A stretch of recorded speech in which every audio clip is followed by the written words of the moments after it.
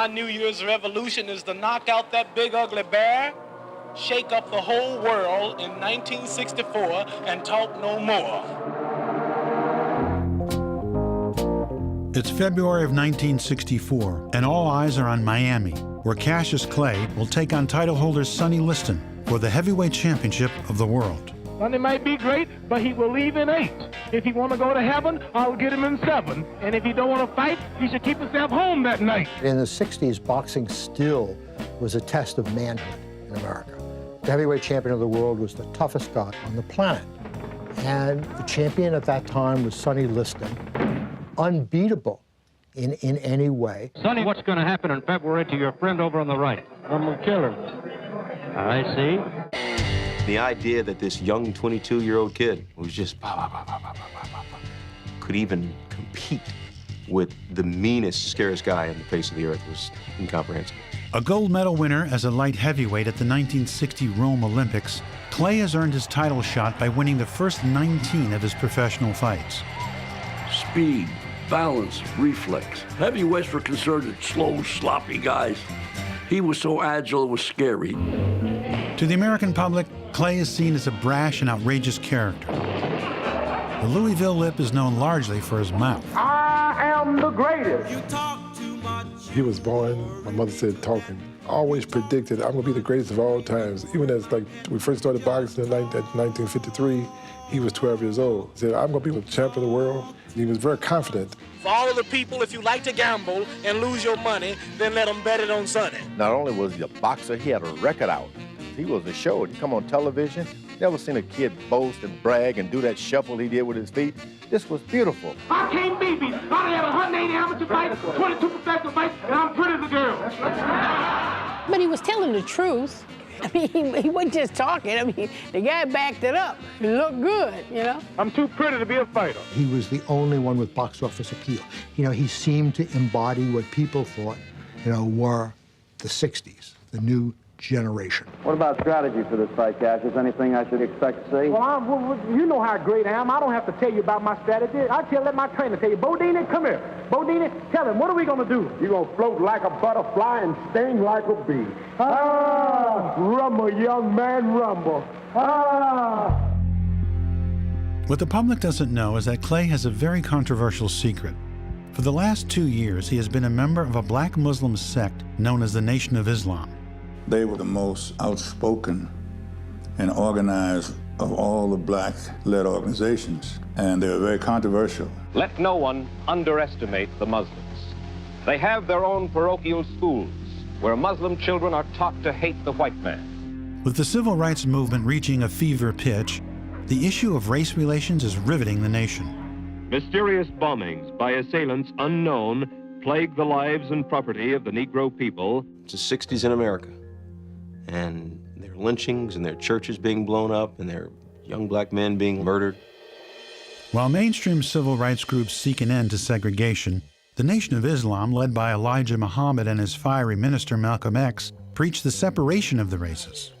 We declare our rank on this earth to be a man which we intend to bring into existence by any means necessary. Malcolm could speak, and he spoke the language that particularly young black men, understood.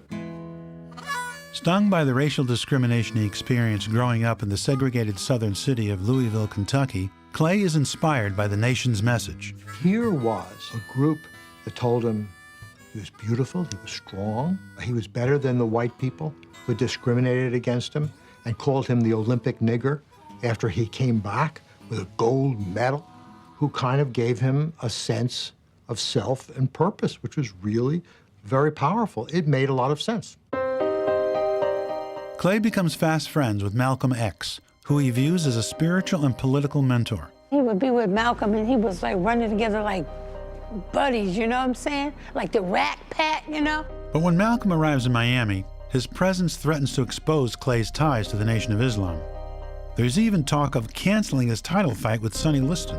The rumors are persisting that this fight's going to be a financial flop. Is there anything that you can point to that might have caused this? The Muslim thing might have slowed it down. The night of the fight, the atmosphere is filled with conspiracy. There were so many rumors going around this fight that nothing made sense. He was going to be murdered in the ring. He was going to be poisoned through his water bottle. Liston had been paid millions of dollars to throw this fight by the Nation of Islam. The sense of tension and paranoia was impossible to cut through. As they enter the ring, Liston stares Clay down.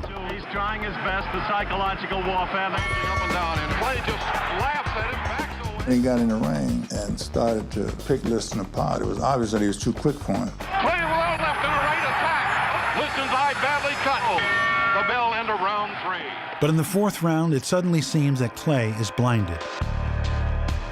He can't see. You know, with all this fear and paranoia floating around, Cassius Clay's first reaction was, they're trying to blind me.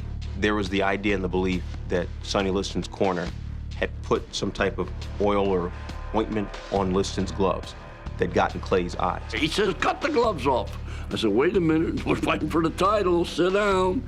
I put my pinky in his eye and put it in my eye, it burnt. It was a caustic substance in both eyes. What I did, I got the sponge, washed it out, cleaned it out, and I said, get up. But I made him stand up. I said, run. Clay answers the bell and somehow stays out of range until his eyes clear. When the next round come out, he just cut Sonny up.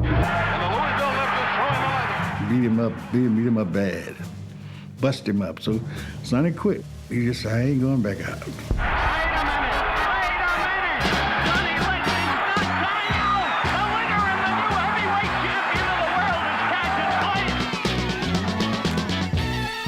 Afterwards, of course, there was a race to Arthur.